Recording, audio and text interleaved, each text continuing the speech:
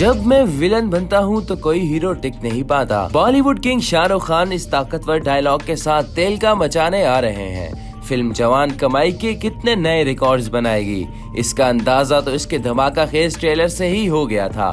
जवान के ट्रेलर को सिर्फ 24 घंटों में रिकॉर्ड 1 करोड़ 12 लाख मर्तबा देखा गया।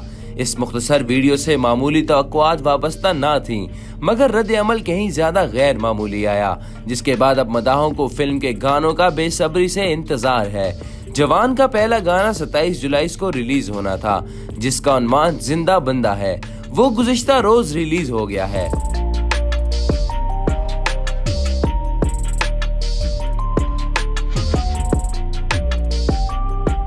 और एक ही दिन में 40 मिलियन से ज्यादा बार सुना जा चुका है। इस एक्शन थ्रिलर के हिदायतकार एटली कुमार हैं, जो तमिल इंडस्ट्री में एक बड़ा नाम है, जबकि प्रोड्यूसर शाहरुख खान की बीवी गौरी खान और गुरु वर्मा हैं। फिल्म जवान की खास बात यह है कि इसे बेवक्त वक्त हिंदी, तमिल और तेलुगु जबानों में तैयार किया गया है।